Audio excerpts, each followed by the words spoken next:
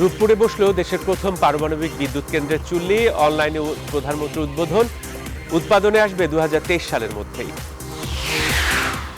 শীঘ্রই স্কুল শিক্ষার্থীদের করোনা টিকা শুরু। এপ্রিলের মধ্যে ভ্যাকসিন পাবে 12 কোটি মানুষ। সব শিক্ষার্থীর জন্য খুলল ঢাবির আবাসিক হল। নির্বাচন কমিশন গঠনে সার্চ কমিটির বাইরে কিছুই করার নেই, মন্তব্য আইনমন্ত্রী। সরকার পতনে গণ অভ্যুত্থানের লক্ষ্য বিএনপির। অর্থ বরাদ্দ নিয়েও গবেষণাপত্র জমা দেননি রাবির 1.5 শতাধিক শিক্ষক। সরকারি অর্থের অপচয়, কোনো ব্যবস্থা নেয়নি বিশ্ববিদ্যালয়। পেঁয়াজে সয়লাভ খাতুনগঞ্জ, তবু সিন্ডিকেটের হাতে জিম্মি বাজার। 1 সপ্তাহের মধ্যে দাম নাগালে আসবে, আশ্বাস কৃষিমন্ত্রীর। ষষ্ঠী পুজোর মধ্য দিয়ে আজ শুরু হচ্ছে শারদীয় দুর্গোৎসব। মণ্ডপে মণ্ডপে উৎসবের রং। স্বাস্থ্যবিধি নিয়ে বাড়তি সতর্কতা, নিরাপত্তা জোরদার। এবং ওমান থেকে আবুধাবি যাচ্ছে জাতীয় ক্রিকেট দল। আইপিএল থেকে যোগ দেবে সাকিব মোস্তাফিজও। মালদ্বীপে অনুশীলনে ব্যস্ত ফুটবলাররা।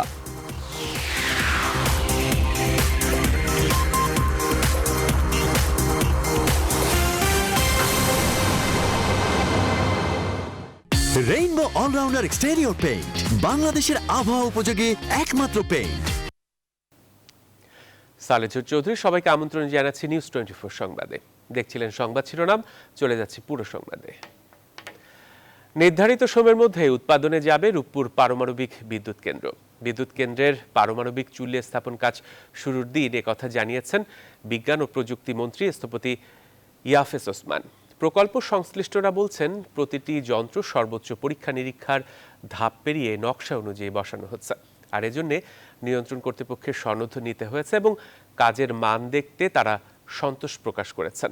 শাহালি জয়ের রিপোর্টে বিস্তারিত।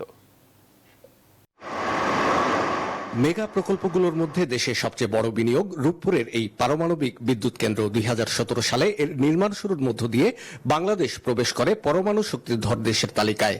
আশা করা হচ্ছে 2 বছরের কম সময়ের মধ্যেই উৎপাদন শুরু করবে এর প্রথম ইউনিট। 2024 সালে এর দ্বিতীয় ইউনিটটি চালু হলে উৎপাদন হবে মোট 2400 মেগাওয়াট বিদ্যুৎ। কেন্দ্রের যে যন্ত্রে নিউক্লিয়ার ফুয়েল বা ইউরেনিয়াম থেকে বিদ্যুৎ উৎপাদন করা হয়, সেই রিয়েক্টর প্রেসার ভেসেল বা পরমাণু চুল্লি স্থাপন শুরুর মধ্য দিয়ে অর্জিত হলো বিশেষ মাইলফলক। প্রকল্প সংশ্লিষ্টরা বলছেন, আন্তর্জাতিক গাইডলাইন পুঙ্খানুপুঙ্খ অনুসরণ করেই তা করা হচ্ছে। সবচেয়ে বেশি গুরুত্ব পাচ্ছে এর নিরাপত্তা নিশ্চিত করার দিকটি। প্রথম ইউনিটের কাজের একটা প্রধান মাইল ফলক হিসেবে চিহ্নিত হবে। এটা আমরা আজকের এই দিনটাকে ঐতিহাসিক করে রাখতে চাচ্ছি এবং এটা আমাদের জন্য, বাংলাদেশ পরমাণু শক্তি কমিশনের জন্য, দেশের জন্য একটা গর্বের বিষয়। রোসাটমের কারিগরি তত্ত্বাবধান ও নকশায় এখানে ব্যবহার করা হবে পরমাণু প্রযুক্তির সবশেষ সংস্করণ VVER 1200 টাইপের 2টি রিয়েক্টর। রূপপুরের পারমাণবিক বিদ্যুৎ কেন্দ্রটিকে নির্দিষ্ট সময়ে উৎপাদনে নিয়ে আসা রোসাটমের একটি বৈশ্বিক অঙ্গীকার। আজ এক ধাপ এগিয়ে পারমাণবিক বিদ্যুৎ কেন্দ্রের অন্যতম গুরুত্বপূর্ণ অংশ রিয়েক্টর প্রেসার ভেসেল, যা যুক্ত হলো রূপপুর পারমাণবিক বিদ্যুৎ কেন্দ্রের রিয়েক্টর ভবনে। পারমাণবিক এই বিদ্যুৎ কেন্দ্রের জন্য দ্বিতীয় রিয়েক্টর প্রেসার ভেসেল বা পারমাণবিক চুল্লিটিও এরই মধ্যে রূপপুরে এসে পৌঁছেছে। শিগগিরই শুরু হবে এর স্থাপন কাজটিও। পারমাণবিক বিদ্যুৎ কেন্দ্রের মতো সংবেদনশীল প্রকল্পগুলো শেষ করতে হয় সুনির্দিষ্ট সময়ের মধ্যে, আর সে লক্ষ্য অর্জনে সফলতার সঙ্গেই এগিয়ে চলেছে বাংলাদেশ। রূপপুরের পারমাণবিক বিদ্যুৎ কেন্দ্রটি উদ্বোধন হলে এ থেকে সরাসরি উপকার পাবেন দেশের 6 কোটি মানুষ। পাবনার রূপপুর থেকে শাহ আলী জয়, নিউজ 24। প্রধানমন্ত্রী শেখ হাসিনা বলেছেন, পরমাণু শক্তিধর হিসেবে গড়ে ওঠা বাংলাদেশের পরমাণু শক্তিধর শান্তিপূর্ণ ব্যবহার করবে। রোববার পাবনার রূপপুরে দেশের প্রথম পারমাণবিক বিদ্যুৎ কেন্দ্রের রিয়েক্টর পাওয়ার ভেসেল স্থাপন অনুষ্ঠানে কথা বলেন প্রধানমন্ত্রী শেখ হাসিনা। শাহ আলী জয়ের আরও একটি প্রতিবেদন। আরও এক ধাপ এগুলো বাংলাদেশের প্রথম পারমাণবিক বিদ্যুৎ কেন্দ্র স্থাপনের কাজভাগ। ঢাকা থেকে ভিডিও কনফারেন্সে যুক্ত হয়ে এর উদ্বোধন করেন প্রধানমন্ত্রী শেখ হাসিনা। উদ্বোধন করে প্রধানমন্ত্রী বলেন, 2023 এবং 24 সালে এখান থেকে বিদ্যুৎ পৌঁছবে মানুষের ঘরে। পরমাণু শক্তি আমরা শান্তি রক্ষায় ব্যবহার করব, পরমাণু অস্ত্র বানাবো না, এই চুক্তিও আমাদের স্বাক্ষর করতে হয়। এবং সেখানে আমরা সেটা করি। আমি এইটুকু বলবো যে পারমাণবিক বিদ্যুৎ কেন্দ্র স্থাপনের জন্য আমাদেরকে যথেষ্ট কাজ করতে হয়েছে। শেখ হাসিনা বলেন, বৃহৎ এই প্রকল্প নিয়ে অনেক সমালোচনা বা কটাক্ষ হলেও এই বিদ্যুৎ কেন্দ্র নির্মাণে পিছপা হয়নি সরকার। একটা কিছু করতে গেলে এত সমালোচনা হয় যে মানে নানাভাবে নানাজনে কেউ বুঝে না বুঝে অনেক কথা বলে ফেলে, অনেক কথা লিখে ফেলে, অনেক টক শোতে অনেক কথাও হয়, টক মিষ্টি ঝাল মিশিয়ে বহু কথা হয়। এটা তো বাংলাদেশের একটা নিয়ম চরিত্র, কোনো একটা কিছু করতে গেলেই কেউ ওর মধ্যে খুঁত খোঁজে। যা হোক, আমরা এটুকু বলতে পারি যে আমরা জাতির পিতার স্বপ্ন বাস্তবায়নে রূপপুর পারমাণবিক বিদ্যুৎ কেন্দ্র নির্মাণ প্রকল্প বাস্তবায়নের কাজ আমরা শুরু করি। দেশের দক্ষিণাঞ্চলে দ্বিতীয় পারমাণবিক বিদ্যুৎ কেন্দ্র নির্মাণে সরকারের পরিকল্পনাও অনুষ্ঠানে জানান প্রধানমন্ত্রী শেখ হাসিনা। পরমাণু শক্তিধর রাষ্ট্রের তালিকায় 2017 সালে নাম লেখানো বাংলাদেশ রূপপুরের এই পারমাণবিক বিদ্যুৎ কেন্দ্র স্থাপনের মধ্য দিয়ে পরমাণু শক্তির নিরাপদ ব্যবহারের এক উজ্জ্বল দৃষ্টান্ত স্থাপন করতে যাচ্ছে। পাবনার রূপপুর থেকে শাহ আলী জয়, নিউজ 24। এবারে অন্যান্য সংবাদ। দেশে শীঘ্রই শুরু হতে যাচ্ছে শিশুদের টিকা প্রয়োগ। 12 থেকে 17 বছর বয়সী শিশুদের টিকা দিতে অনুমতি দিয়েছে বিশ্ব স্বাস্থ্য সংস্থা, এমনটি জানিয়েছেন স্বাস্থ্যমন্ত্রী জাহিদ মালিক। জেনেভা সফর শেষে দেশে ফিরে রোববার এক সংবাদ সম্মেলনে মন্ত্রী জানান, মার্চ এপ্রিলের মধ্যে দেশের অন্তত 12 কোটি মানুষকে টিকা দেওয়া হবে। রিশাদ হাসান জানাচ্ছেন বিস্তারিত। সম্প্রতি জেনেভা সফর, বিশ্ব স্বাস্থ্য সংস্থা ও গ্যাভির সাথে বৈঠক শেষে দেশে ফিরেই স্বাস্থ্য খাতে সুসংবাদ দিলেন স্বাস্থ্যমন্ত্রী জাহিদ মালিক। বৈঠক অনুযায়ী টিকার প্রাপ্যতা নিয়ে আর কোনো সংশয় থাকছে না। রোববার বিসিপিএস অডিটোরিয়ামে সংবাদ সম্মেলনে স্বাস্থ্যমন্ত্রী জানান, কোভ্যাক্স বিশ্ব স্বাস্থ্য সংস্থার সহায়তায় প্রাপ্ত টিকা ও ক্রয়কৃত টিকার পরিমাণ অনুযায়ী মার্চ এপ্রিলের মধ্যেই দেশের 70% মানুষের 2 ডোজ টিকা প্রয়োগ সম্ভব হবে। বাই মার্চ এপ্রিল আমাদের আশা করি যে তার আগেই বা হয়তোবা আমরা আরও 4 কোটি অর্থাৎ মোট 12 কোটি লোককে আমরা ডাবল ডোজ টিকা দিতে পারবো। এছাড়াও বিশ্ব স্বাস্থ্য সংস্থার কাছ থেকে মিলেছে শিশুদের টিকা প্রয়োগের অনুমতি। তাই শীঘ্রই 30 লাখ শিশুকে ফাইজারের টিকা দেওয়ার প্রক্রিয়াও শুরু করা হবে বলেও জানান তিনি। ফাইজার টিকা মজুদ আছে 60 লক্ষ এবং 60 লক্ষ টিকা আমরা 30 লক্ষ ছেলে মেয়েদেরকে দিব এবং আমরা দিব 12 থেকে 17 বছর বয়সের ছেলে মেয়েদেরকে। অক্টোবরে 3 কোটির অধিক, নভেম্বরে প্রায় 4.25 কোটি, ডিসেম্বরে প্রায় 5 কোটি ভ্যাকসিন আসবে বলে জানান স্বাস্থ্যমন্ত্রী। জানান, প্রতি মাসে 5 লক্ষ টিকা প্রয়োগের পাশাপাশি এখন থেকে প্রতি মাসে একটি করে গণটিকাদান কার্যক্রমও পরিচালনা হবে। যেটা আমরা মাঝে মাঝে। রিশাদ হাসান, নিউজ 24, ঢাকা। এবারে করোনা আপডেট।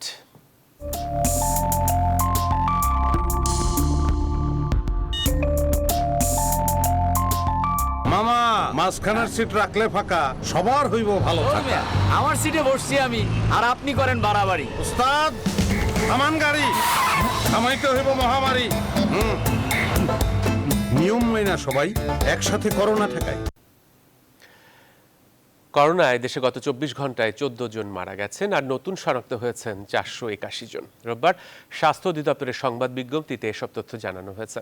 গত 24 ঘন্টায় মোট 20,355 জনের নমুনা পরীক্ষার বিপরীতে রোগী শনাক্তের হার 2.36%।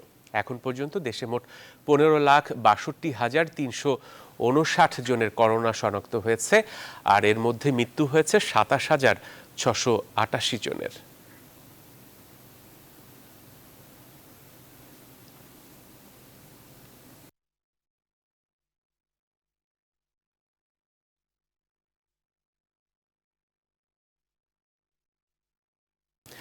এবার প্রথম, দ্বিতীয় ও তৃতীয় বর্ষের আবাসিক শিক্ষার্থীদের জন্য উন্মুক্ত করা হয়েছে ঢাকা বিশ্ববিদ্যালয় হল। 1 ডোজ টিকা নেওয়া বাধ্যতামূলক থাকায় প্রথম দিনে হলে খুব বেশি ভিড় দেখা যায়নি শিক্ষার্থীদের। ফুল আর চকলেট দিয়ে শিক্ষার্থীদের হলে স্বাগত জানিয়েছে বিশ্ববিদ্যালয় প্রশাসন। প্রত্যেক হলে নতুন করে চালু করা হয়েছে সিক রুম। ঢাকা বিশ্ববিদ্যালয়ের উপাচার্য দাবি করেছেন, হলে গণরুম বন্ধে ব্যবস্থা নেওয়া হচ্ছে। আরিফিন শাকিল জানাচ্ছেন বিস্তারিত। করোনা পরিস্থিতির কারণে দীর্ঘ 1.5 বছরের বেশি সময় বন্ধ থাকার পর ঢাকা বিশ্ববিদ্যালয়ের আবাসিক হলগুলো শুধু স্নাতক 4র্থ বর্ষ ও স্নাতকোত্তর শিক্ষার্থীদের জন্য 5 অক্টোবর খুলে দেওয়া হয়। রোববার বাকিদের জন্য হল আনুষ্ঠানিকভাবে খুলে দেওয়া হয়েছে। এমন খবরে সকাল থেকে বিক্ষিপ্তভাবে শিক্ষার্থীরা হলে আসতে শুরু করে। প্রথমে হলের পরিচয়পত্র, পরে টিকা নেওয়ার কার্ড দেখালে রুমে যাওয়ার অনুমতি মেলে। দীর্ঘ 19 মাস পর হলে ফেরার সুযোগে উচ্ছ্বসিত শিক্ষার্থীরা বলছেন, এখন সেশন জট কাটিয়ে ওঠাই বড় চ্যালেঞ্জ। লং টাইম ধরে আমরা এখান থেকে দূরে ছিলাম, সো এটার জন্য একটু ব্যাড ফিল হচ্ছিল, বাট এখন এতদিন পরে এসে খুব ভালো লাগছে। ভয় বলতে সে তো আছেই, প্রস্তুতি সবকিছু তো ঠিকঠাকই দেখছি। যখন বাড়িতে ছিলাম তখন আসলে হলের মর্মটা বুঝতে পেরেছি। অনেক মিস করলাম যে আমাদের পড়াশোনা একটা ক্ষতি হলো, তারপর আমাদের সেমিস্টার যে একটা সেশন জটের একটা ব্যাপার আছে।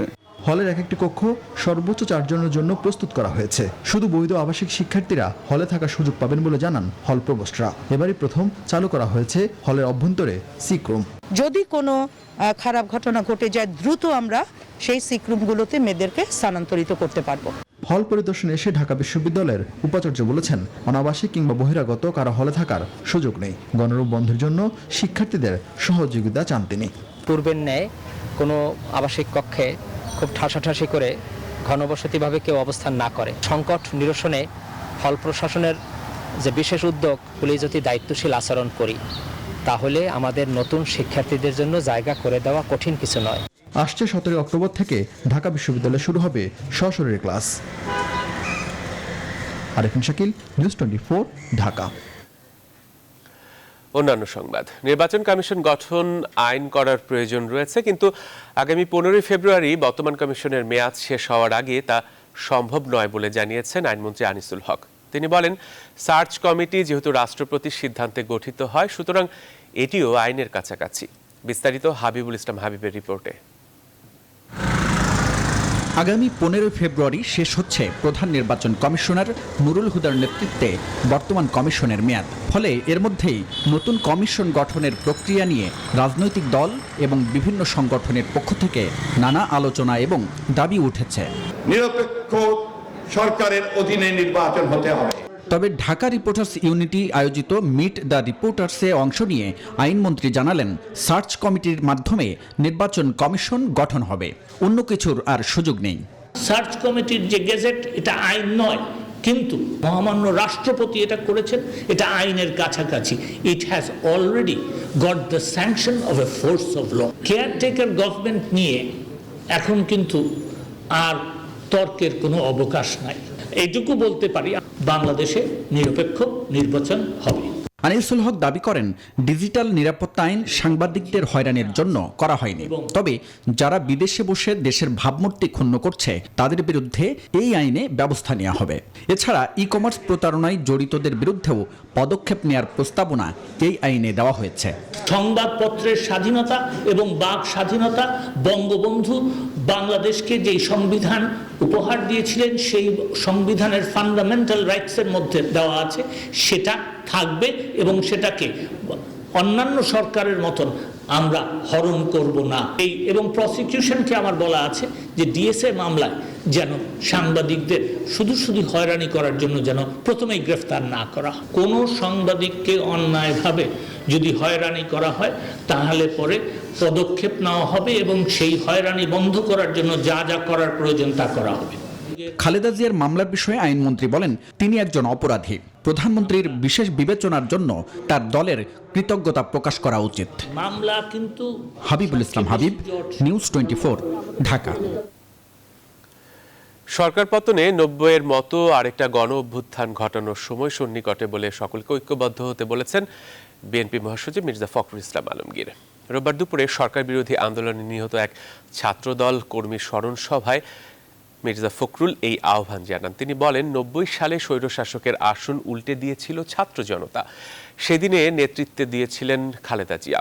বিএনপি মহাসচিব বলেন, আজকেও সেই সময় এসেছে, ছাত্রদের ঐক্য গড়ে তুলতে বহুদলীয় ঐক্য গঠন করতে হবে। 1990 সালের যে গণ অভ্যুত্থানের মধ্য দিয়ে সেদিনকার ছাত্র জনতা শৈল শাসনের তত্ত্বে তাও উল্টে দিয়েছিল এবং সেদিন যিনি নেতৃত্ব দিয়েছিলেন আমাদের দেশীয় নেত্রী বেগম খালেদা জিয়া, সেই সময় এসেছে এখন আবার সেই ধরনের আরো দৃঢ়তার সঙ্গে আরো একটি গণ অভ্যুত্থান ঘটাতে হবে। বিএনপি নিজেদের দলের গণতন্ত্রকে গুম করে বাইরে গণতন্ত্র খুঁজে বেড়ায় বলে মন্তব্য করেছেন আওয়ামী লীগের সাধারণ সম্পাদক ওবায়দুল কাদের। রোববার সকালে তিনি তার বাসভবনে ব্রিফিংকালে এই মন্তব্য করেন। দলের মাঝেই তারা অভ্যন্তরীণ গণতন্ত্র চর্চা না করে কর্তৃত্বপরায়ণ। বিএনপি নিজেদের দলের গণতন্ত্রকে গুম করে বাইরে গণতন্ত্র খুঁজে বেড়ায়। একটি রাজনৈতিক দল কখনো নির্বাচন বিমুখ হতে পারে না। বিএনপি জানে নির্বাচন ছাড়া ক্ষমতার হাত বদলের অন্য কোনো বিকল্প নেই। রোহিঙ্গাদের জন্য ভাষান্তরেও কাজ করবে জাতিসংঘ। বাংলাদেশ সরকারের সঙ্গে এ বিষয়ে একটি সমঝোতা স্মারক সই করেছে সংস্থাটি। আর এই খবরে রোহিঙ্গাদের মাঝে আনন্দের বন্যা বয়ে গেছে। রোববার বিকেলে ভাষান্তরে ক্যাম্প হেড ফোকালদের নেতৃত্বে রোহিঙ্গারা একটি আনন্দ মিছিল বের করেন। মিছিলটি সিআইসি অফিস শেল্টার 9 থেকে হাসপাতাল রোড হয়ে 1 নম্বর রোহিঙ্গা বাজারের সামনে গিয়ে শেষ হয়। প্রায় 1000 রোহিঙ্গা এই মিছিলটিতে অংশ নেন। এ সময় জাতিসংঘের শরণার্থী সংস্থা UNHCR-কে ধন্যবাদ এবং ভাষান্তরে স্বাগত জানিয়ে স্লোগান সহ বিভিন্ন প্ল্যাকার্ড, ব্যানার নিয়ে আনন্দ মিছিলে অংশ নেয় রোহিঙ্গারা।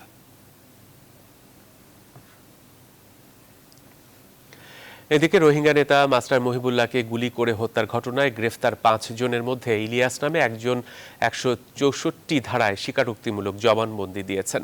3 দিনের রিমান্ড শেষে মোহাম্মদ ইলিয়াসকে রোববার আদালতে হাজির করা হয়। কক্সবাজার চিফ জুডিশিয়াল ম্যাজিস্ট্রেট আদালতের বিচারক মোহাম্মদ হেলাল উদ্দিনের কাছে 164 ধারায় জবানবন্দি দেন তিনি। এর আগে গেল 3 অক্টোবর উখিয়ার কুতুপালং রোহিঙ্গা ক্যাম্প 5 এর অভিযান চালিয়ে ইলিয়াসকে আটক করে এপিবিএন। গেল 29 সেপ্টেম্বর নিজ অফিস কার্যালয়ে সন্ত্রাসীদের গুলিতে নিহত হন রোহিঙ্গা নেতা মহিবুল্লাহ।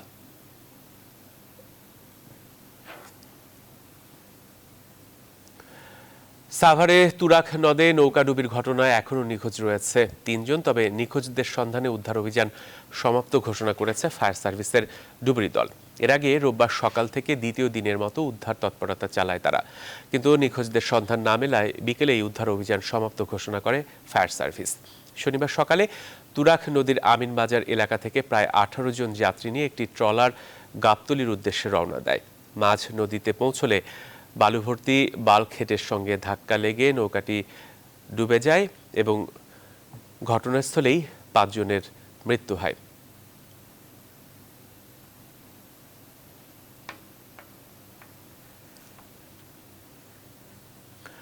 অর্থ বরাদ্দ নিয়েও নির্ধারিত সময়ে গবেষণা শেষ করেনি রাজশাহী বিশ্ববিদ্যালয়ের 1.5 শতাধিক শিক্ষক।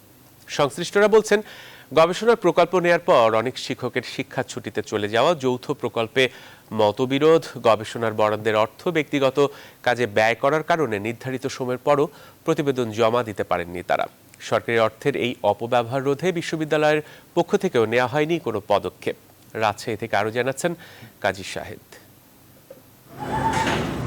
বিশ্ববিদ্যালয় মঞ্জুরি কমিশন ও বিশ্ববিদ্যালয়ের বরাদ্দ থেকে গবেষণা প্রকল্প পেলেও নির্ধারিত সময়ে সেগুলোর প্রতিবেদন জমা দিচ্ছেন না রাজশাহী বিশ্ববিদ্যালয়ের শিক্ষকরা। বিশ্ববিদ্যালয়টির সর্বশেষ বার্ষিক প্রতিবেদন বলছে, অর্ধেক শিক্ষক তাদের গবেষণা প্রকল্পের প্রতিবেদন নির্ধারিত সময়ে জমা দেননি। রাজশাহী বিশ্ববিদ্যালয়ের বার্ষিক প্রতিবেদন অনুযায়ী 2019-20 অর্থ বছরে 122 জন শিক্ষককে যৌথ, 98 জনকে একক প্রকল্প দেয়া হয়। বরাদ্দ দেয়া হয় 4 কোটির বেশি টাকা। নির্দিষ্ট সময়ে গবেষণা শেষ হয়েছে 49 প্রকল্পের। অর্থ বরাদ্দ নিয়ে গবেষণা শেষ না করার বিষয়টি নৈতিকতা বিরোধী বলছেন গবেষকরা। ফাইন্ডিংসগুলো নিয়ে এসে পাবলিকেশন আকারে প্রকাশ করা, যাতে দেশ এবং জাতি উপকৃত হয়, সারা পৃথিবীতে উপকৃত হয়, সেটি কিন্তু আসলে হচ্ছে না। এই অর্থ গ্রহণ করে গবেষণা কার্যক্রম সময় মতো সম্পাদন করে রিপোর্ট জমা না দেওয়াটা একেবারেই সুখকর কিছু নাই।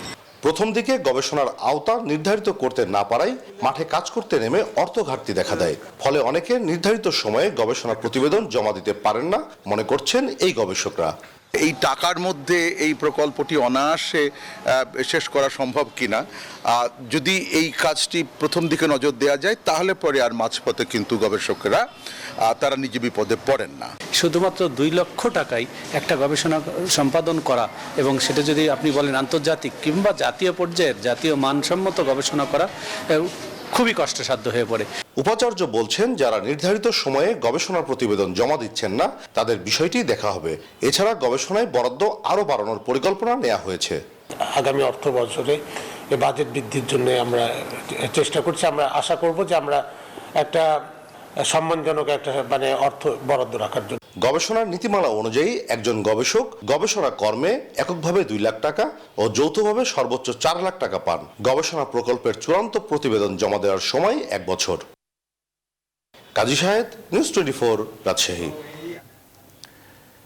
এবার দুর্গাপুজোয় কোনো সাংস্কৃতিক অনুষ্ঠান ও আরতি প্রতিযোগিতা হবে না, থাকছে না প্রতিমা বিসর্জনের শোভাযাত্রাও। মহানগর সার্বজনীন পূজা উদযাপন কমিটির সংবাদ সম্মেলনে রোববার এসব কথা জানিয়েছে। শেষ হয়েছে পূজা উদযাপনের সকল প্রস্তুতি। এদিকে কলাবাগান মাঠের পূজা গ্রিন রোড স্টাফ কোয়ার্টার মাঠে অনুষ্ঠিত হবে বলে জানিয়েছে ধানমন্ডির সার্বজনীন পূজা উদযাপন কমিটি। অন্তরা বিশ্বাসের প্রতিবেদন। দেবী মাকে ভোগ দিতে হবে, তাই শেষ সময়ে চলছে নাড়ু মোয়া তৈরির প্রস্তুতি চলছে দেবী দুর্গাকে মণ্ডপে তোলারও। প্রতিমা গড়া শেষ, তুলির শেষ আঁচড়ে ব্যস্ত সময় কাটাচ্ছেন কারিগররাও। মন্দির প্রাঙ্গণে এবার মাস্ক পরে প্রবেশ করতে হবে। মন্দিরের গেটে হাত ধোয়া এবং স্যানিটাইজারের ব্যবস্থা নেওয়ার কথা। বাংলাদেশ পূজা উদযাপন পরিষদের দেয়া 18 দফা নির্দেশনার আলোকে 22 দফা নির্দেশনা দিয়েছে মহানগর সার্বজনীন পূজা কমিটি। গতবার যে বিধিনিষেধগুলো ছিল সেটা থাকবে। এখানে আমাদের কোনো ধরনের সাংস্কৃতিক অনুষ্ঠান, আরতি প্রতিযোগিতা বা ভিজে সেট বাজানো, কোনো ধরনের এই জাতীয় কিছু থাকবে না। রবিবার দুপুরে ঢাকেশ্বরী মন্দির পরিদর্শনে আসেন ডিএমপি কমিশনার শফিকুল ইসলাম। তিনি বলেন, দুর্গাপূজা উপলক্ষে নিরাপত্তা জোরদার করা হয়েছে। দেখছি না, তবে আশঙ্কার কথাটা কিন্তু একেবারে আমরা উড়াই দিচ্ছি না। তাদের প্রচারণায় কে উদ্বুদ্ধ হয়ে কোনো কিছু করছে এরকম কোনো তথ্য আমাদের কাছে নাই, এবং আমরা অ্যালার্ট আছি। আমাদের যারা কাজ করে এটা নিয়ে ওখানে সম্পূর্ণ অ্যালার্ট আছে। এবার 238টি পূজা হচ্ছে। সারা দেশে এবার 32,118টি পূজা মণ্ডপে দুর্গাপূজা হওয়ার কথা। ঘোড়ায় চড়ে মর্তে এসে দেবী এবার দূর করবেন মহামারী। সবার মাঝে শান্তি ছড়িয়ে দিয়ে ফিরবেন দোলায় চড়ে স্বামীর বাড়িতে কৈলাসে। সনাতন ধর্মাবলম্বীদের বিশ্বাস, প্রতি বছরই দেবী এসে তাদেরকে দেবেন আশীর্বাদ। অন্তরা বিশ্বাস, নিউজ 24, ঢাকা। এদিকে দুর্গোৎসবে যেন কোনো ধরনের বিশৃঙ্খল পরিস্থিতি সৃষ্টি না হয় সেজন্য প্রশাসন কঠোর অবস্থানে রয়েছে বলে মন্তব্য করেছেন স্বরাষ্ট্রমন্ত্রী আসাদুজ্জামান খান কামাল। রোববার সন্ধ্যায় রাজধানীর খামারবাড়িতে শারদীয় দুর্গোৎসবের উদ্বোধনী অনুষ্ঠানের পর সাংবাদিকদের প্রশ্নের জবাবে মন্ত্রী এই কথা জানান। সনাতন সমাজ কল্যাণ সংঘ আয়োজিত এই পূজা মণ্ডপের উদ্বোধন করেন ভারতীয় হাইকমিশনার বিক্রম কুমার দোরাইস্বামী।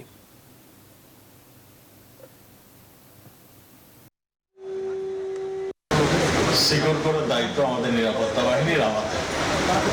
কাজে আমাদের চোখ কান খোলা রয়েছে। আমরা মনে করি আমরা সজাগ রয়েছি। আমরা কাউকে এই ধরনের দুষ্কর্ম আমরা করতে দেব। Fighting the fight against ignorance, against violence and against oppression of any kind. When we do that, we will automatically create the Shonar Bangla that Bangabandhu dreamt of. বকেয়া বেতনের দাবিতে গার্মেন্টস শ্রমিকদের আন্দোলনে সীমাহীন দুর্ভোগ পোহাতে হয়েছে ঢাকা ময়মনসিংহ রোডের হাজার হাজার যাত্রীদের। প্রচণ্ড গরমে ঘন্টার পর ঘন্টা সড়কে বসে থেকে অনেকেই হয়ে পড়েন অসুস্থ। তবে পুলিশের মধ্যস্থতায় 5 ঘন্টা পর শ্রমিকরা সড়ক থেকে উঠে গেলে যান চলাচল স্বাভাবিক হয়। কিন্তু এর প্রভাবে দিনভরই এই সড়কে ছিল প্রচণ্ড যানজট। কয়েক কিলোমিটার সড়ক পাড়ি দিতে লেগে যায় কয়েক ঘন্টা। মাদকদ্রব্য নিয়ন্ত্রণ আইনে করা মামলায় চিত্রনায়িকা পরিমণি সহ 3 জনের বিরুদ্ধে পুলিশের দেওয়া চার্জশিট গ্রহণ করেছেন আদালত। এর আগে রোববার দুপুরে এই মামলায় হাজিরা দিতে ঢাকা মেট্রোপলিটন ম্যাজিস্ট্রেট সত্যব্রত শিকদারের আদালতে হাজির হন পরিমণি। এ সময় তার করা জামিন আবেদনের প্রেক্ষিতে 50,000 টাকা বন্ড দেন আদালত।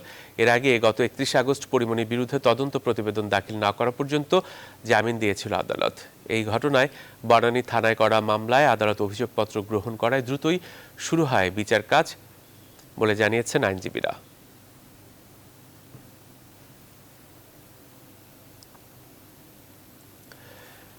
বাল্যবিয়ের কারণে ক্ষুদ্র নৃগোষ্ঠীর অগণিত নারীর পড়াশুনো থেমে গেছে। করোনা আরও বাড়িয়েছে সেই সংখ্যা। বিশেষজ্ঞরা বলছেন সরকারি প্রণোদনা, সচেতনতা এবং বেসরকারি উদ্যোগে সম্মিলিতভাবে কমাতে পারে বাল্যবিয়ের সংখ্যা। ইশাত সোহেলের ছবিতে সমতলের পিছিয়ে পড়া জনগোষ্ঠীদের নিয়ে অন্তরা বিশ্বাসের 3 পর্বের ধারাবাহিকের আজ দেখুন শেষ পর্ব। পড়াশোনা করেননি তাই মাথায় বোঝা, অনেকে আবার নিজেই বোঝা পরিবারের। কেউ কেউ পড়েছেন তবে স্কুলের গণ্ডি পেরোননি। হতে চেয়েছিলেন শিক্ষক, হয়েছেন দর্জি। জীবন এখন ঘর উঠোনে বন্দি। 18 বছরের সোনাকি ভাবেন সরকারি শিক্ষক হলে পেতেন সম্মান, অন্তত 18 থেকে 20,000 টাকা মাসে আয় হতো। এখন মাসে গড় আয় 600 টাকা। বাল্যবিয়ে হওয়ায় সোনাকির স্বপ্ন তাই অধরা। শিক্ষা থাকলে অন্যরকম জীবনটা চলতে, এখন কিন্তু হলো না সেটা। মানে বিয়ে হওয়ার পর লেখাপড়া বন্ধ হওয়ার জন্য সবার কপালে তো সবটাই জুটে না। নওগাঁর চেরাগপুরের আমতলী পাহাড় জাতিগোষ্ঠীর ঘরে ঘরে এই চিত্র। বাল্যবিয়ে এখানকার স্বাভাবিক ঘটনা। এই যেমন কল্পনা রানী পাহাড়েরও বিয়ে হয় 14 বছর বয়সে, ক্লাস 7-এ পড়াকালে। 2 সন্তানের মা কল্পনার ইচ্ছে ছিল বড় হয়ে চাকুরি করবেন, কিন্তু কিছুই করা হলো না। এখন একটাই চাওয়া, তার মতো যেন মেয়ের জীবনটা নষ্ট না হয়। নওগাঁর মহাদেবপুর উপজেলায় ক্ষুদ্র নৃগোষ্ঠীর মানুষের সংখ্যা প্রায় 28,000। করোনাকালে স্কুল বন্ধ ছিল, আয়ও কমে যায় অনেক পরিবারের। ফলে ক্ষুদ্র নৃগোষ্ঠীদের মধ্যে বাল্যবিবাহ বেড়ে যায় প্রায় 60%। মনে খুব কষ্ট লাগে। জীবনে অনেক কিছু আশা ছিল, সে আশাগুলো আমাদের পূর্ণ হলো না। আমাদের মা বাবা খুবই গরিব, ওই জন্য আমাদের মানে বিয়ে দেওয়া হয়েছে। আমার ক্লাসের 10-12 জনের বিয়ে হয়ে গেছে। আমি এখন বিয়ে করতে চাই না, আমি লেখাপড়া করতে চাই। আমার ইচ্ছা আছে আমি পুলিশ চাকরি করব।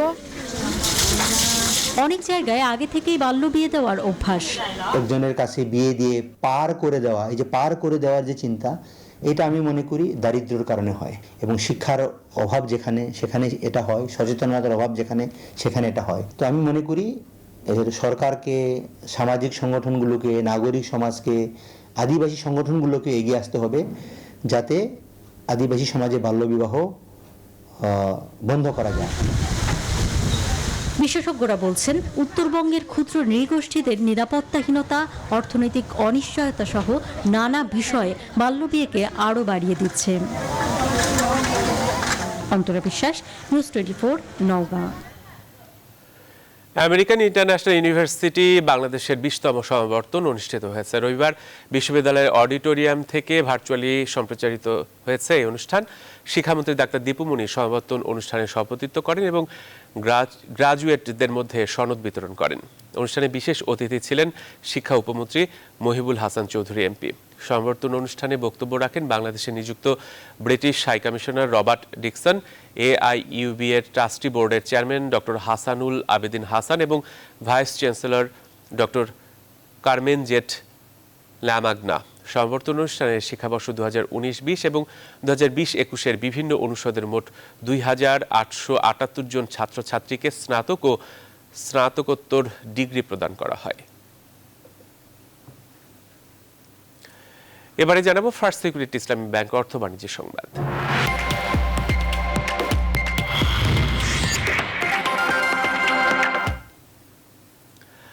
সিন্ডিকেটের হাতে জিম্মি পেঁয়াজের বাজার।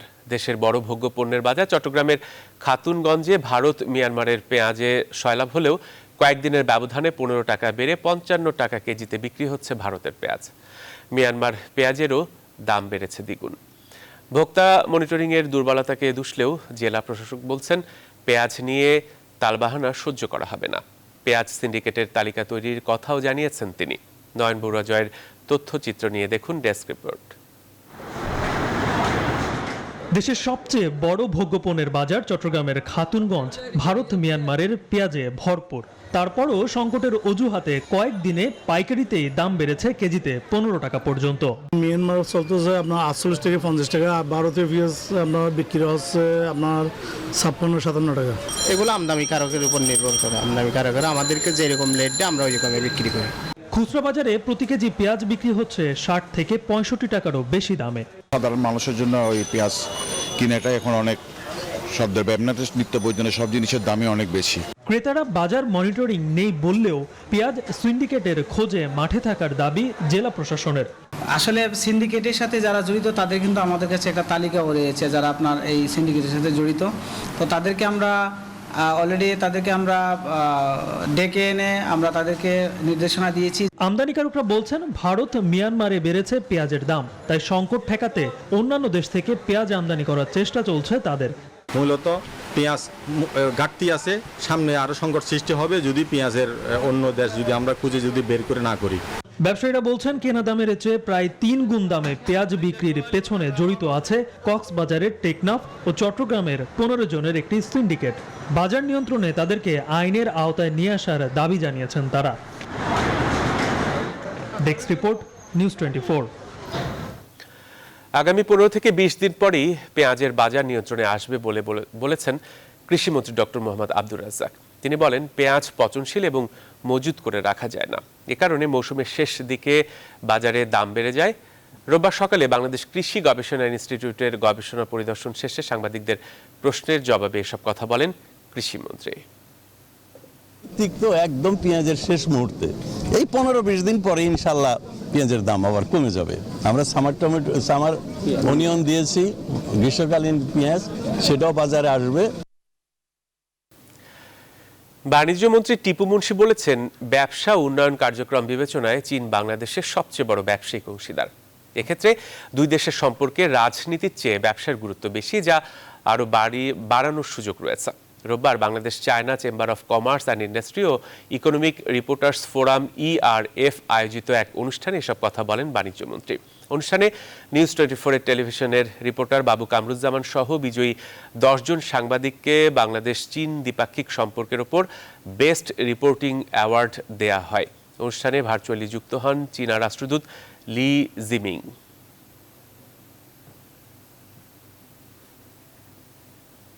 এবারে প্রবাসের খবর।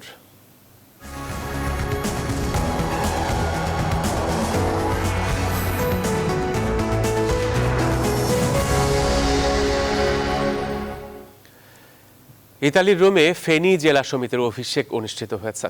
এই অভিষেক অনুষ্ঠানে সভাপতিত্ব করেন নবনির্বাচিত সভাপতি মোহাম্মদ নজরুল ইসলাম। এ সময় নতুন কমিটির পরিচিতি এবং তাদেরকে ফুল দিয়ে শুভেচ্ছা জানান রোমের বিভিন্ন রাজনৈতিক ও সামাজিক সংগঠনের নেতৃবৃন্দ।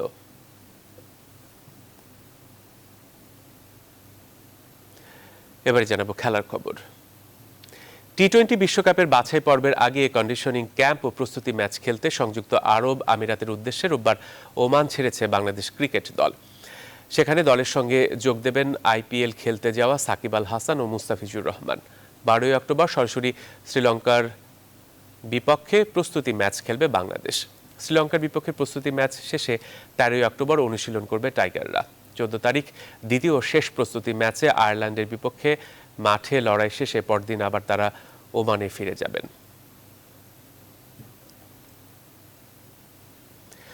টি-20 বিশ্বকাপের জন্য প্রাইজ মানি ঘোষণা করেছে ক্রিকেটের সর্বোচ্চ নিয়ন্ত্রক সংস্থা ICC।